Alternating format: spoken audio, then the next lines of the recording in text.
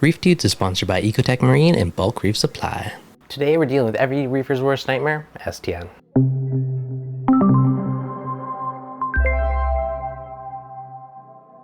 What's going on, guys? Devin from ReefDudes. So we are going to do an update on the Waterbox 200-gallon Peninsula tank. And unfortunately, I'm dealing with something that is probably every reefer's worst nightmare, and that's dealing with STN or RTN. In my case, STN, so let's get to it. Now, STN, or slow tissue narcosis, is when the flesh starts to die off. Now, we call it slow because, for instance, that one's happened over a week or two. If it was rapid tissue narcosis, it would happen almost overnight and the frag would just turn white and be dead. So slow tissue is a very, very slow process. Now, the weird thing is sometimes it can happen just one coral. Like if I look at the rest of the tank, everything else is looking pretty good. You know, it kind of makes me not want to do any knee-jerk reactions, no drastic changes, because the rest of the corals are fine. And that's always a judgment call that you got to take. You don't really want to upset the whole tank for one coral. Now, historically, when this was happening, what I would do is I would frag off a good branch. So, you know, if I look underneath and I see, you know, it's dying up to there, I'd probably chop it there and at least a 1/4 inch above the die off and have a nice healthy branch that's not necessarily affected by it. Now, in this case, it's been happening so slowly that I've been kind of debating how to approach this one.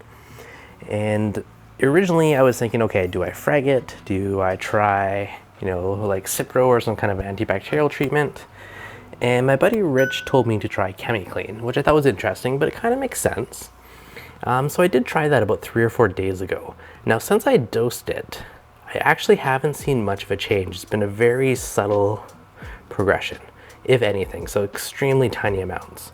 And the only way to easily tell this is basically take photos from day to day and kind of compare them. But if I look at photos from about 4 or 5 days ago, it's, you know, within a 1/4 inch difference. So it's been very minimal since then.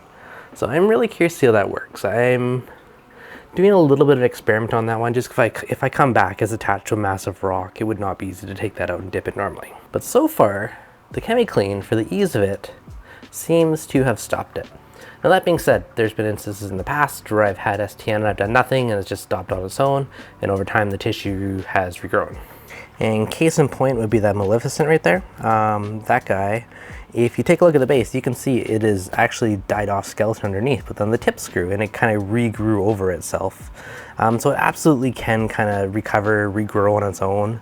And that was one where I literally just left it and then self-healed, self-recovered, not quite sure why is RTNing, but self-fixing. So that was kind of a nice touch. And again, nothing else is happening with the rest of the tank. I almost did debate doing a whole tank antibiotic treatment, but again, I kind of worry that that would kill off a lot of the good stuff and mess with the balance in the overall tank.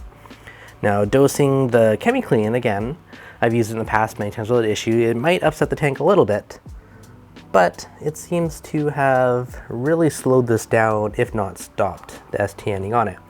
So I'm still gonna just monitor it for a couple weeks. I don't know if I'm gonna do any more doses or treatment on it. I think I'm just gonna let things ride for a bit and see what happens. Now, one other consideration is I went to go frag a branch of that off for a buddy a week or two ago, and I was trying to cut it. I ended up breaking off a massive branch. And then, so I guess there was kind of like a open, I don't know if you wanna call it a wound, but it's already kind of growed over on itself. But again, maybe that caused some stress response because I removed such a massive branch by accident. When this seemed to happen, you know, a week or so after that. So hard to know if there's any correlation or not there. Take a look down here at some of the Montes. There used to be a nice big gap. Now it's growing into everything, so that's going to need some fragging soon. You kind of got to watch your placement. The Marvin the Martian, that guy, same thing. You know, there's a bunch of die-off where the torch has been killing it, but it's been growing out away from it, and those nice shaggy polyps are looking pretty good otherwise. Come back over here, we kind of see all these random corals are starting to grow into each other. So again, this is going to be another zone of coral warfare pretty quick here. You know, we got 1, 2, 3, 4, 5 things all growing into each other, and you know, some of them will just build up a little wall and each have their own half. You know, some might start growing over top of another coral and see how things kind of fuse together. But as for this big guy, what do you guys think? Would you take this as a sign to frag it up?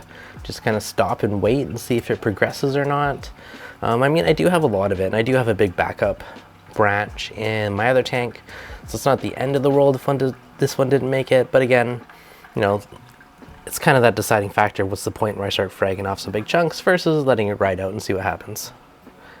Part of this is a little bit of an experiment to my mind to see how ChemiClean actually works with it, and can it actually be used as an antibiotic to help STN? All good questions. In the past, I have used it on LPS that was brown jelly or starting to recede, and it's been 50-50 if it's worked or not. But I do have that nice big chunk over there that was an accidental frag of a massive branch when I was trying to frag off a little piece. So we do have a nice big backup chunk. So there's very different approaches. If something's happening in your tank, do you do something drastic? Do you affect the whole tank? Or do you just kind of let things be and not annoy anything else in the tank? I got all the gonnies are out nice and fluffy. Again, it's crazy, kind of see it starting to kill off some of my grafted Monty just because they're so close together. So again, another thing that I'll have to do a bit of fragging soon and create a little more space. It's kind of the catch-22 once the tank grows and is happy, is you gotta these constant battles. Same with this one. This little flame gonny or whatever it's called, this guy killed off most of the acro right beside it. I forget what that one was called, but again, I got a couple nice little parts, so that one's gonna have to be fragged up and find a new home for it. But gonnies are not so nice to acros, so I've learned over time. The orange passion has to be one of my favorites right now. I just love that baby blue and the green and the yellow looks awesome. I did break off a branch of the Walt Disney that's kind of hiding back there and he's basically disappearing, so I broke off a little branch and put it right there. So I can let that guy start to encrust out a bit. Grow somewhere where I will actually see it rather than me hidden behind some other corals. I did have a few more little chunks of it that fell off, so it's on my to-do list to get those back mounted up on the rock. But yeah, right beside the orange passion. And this guy is just looking phenomenal. Like the camera doesn't quite pick it up, but it's such a bright, vibrant baby blue color with the yellow polyps. It just really does look awesome. And of course, the black sheep of the tank. And you can see all that lovely STNing on there, which does suck. And again, one of the biggest things too, like I just take a photo of it every few days and kind of compare it as my way of tracking if it's progressed or if it's relatively stayed the same. And most of these have been pretty darn close to the same as about 4 or 5 days ago. So yeah, really crazy how much the ChemiClean has actually helped. I mean, it's possible it stopped on its own, but anecdotally it definitely has helped. And of course the gorgeous gonnies. I have a bit of a obsession with gonnies lately. Got the gonny nano going. I got some pretty awesome ones in here. And if I do the new office tank, I do think it's going to be very polyp heavy tank, so it might be gonnies more on the sand bed. If I do the floating rock above it, hopefully I'll do a little more acros and whatnot up there. Now, interestingly enough, my copper band has been picking at this lately, and I don't know if that means is there a pest on it? Is there is he eating the dead skin? I don't even know what he's picking at, to be honest. Usually if there is a pest or like an acro-eating flatworm on the coral, you'll see little circle patches of bite mark, where this is just good old-fashioned STN line going up it. Now, aside from that, some minor updates. Of course, we do still have our AI gyre on there, the crossflow pump. Got the 2 MP60s, that is providing flow for the tank. I did move my lights a little bit. I decided to loosen these up and shimmy them forward just because with the crossflow pump there, it was doing a little more shadowing, so I just moved it a little bit more front so it wasn't shooting straight down over top of the pump. And then of course I had to bump all my lights down a little bit just to keep things, relatively even. Under the hood, I do have the cup off my skimmer currently and just letting it overflow back into the tank, and this was due to the ChemiClean treatment.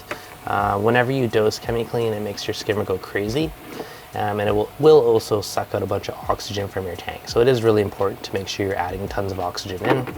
So I usually just put a bowl or something over top just so you don't make a big splattery mess of the sump, but you still get all that air and oxygen back into the tank. Now it's been a couple of days now, so it's probably time to put the skimmer back on or maybe just give the tank a big water change. But yeah, if you're ever dosing ChemiClean, very important, make sure you're adding oxygen back into the water. Now, one thing that I will do sometimes afterwards is because your skimmer will go crazy for a little while.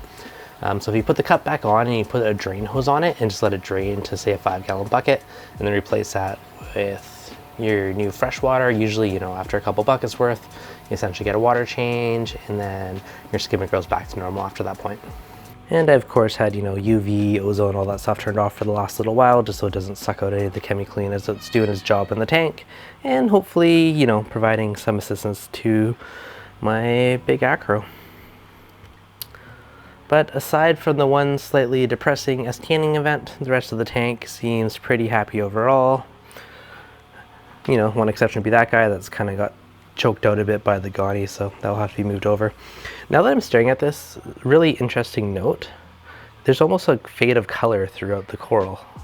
If you look at this side, you got more like bluey greens and purples, where this side it fades to more of a red and yellowy gold. So I don't know if that's just from the difference in, you know, how the light's hitting it, or it's slight morphing over time, but that's actually kind of a really cool transition. So if you guys have dealt with, you know, STN or RTN, I'm kind of curious what approach you've taken with your corals. Has there been anything that's worked really well for you? I mean, so far so good anecdotally. The Clemmy Clean did help that one, which is, you know, pretty sweet. But yeah, time will tell. Next tank update, I'll give you guys a follow-up on it, let you know what the progression has. But if you got any magical, you know, elixirs, potions, you know, stuff that's worked for you, I am curious to hear about it. You know, something different than other than just fragging off the good, as the good old-fashioned way. And now, as always, guys, if you enjoyed this, hit that like button. If you're new, make sure you subscribe. And otherwise, I'll catch you guys on the next update.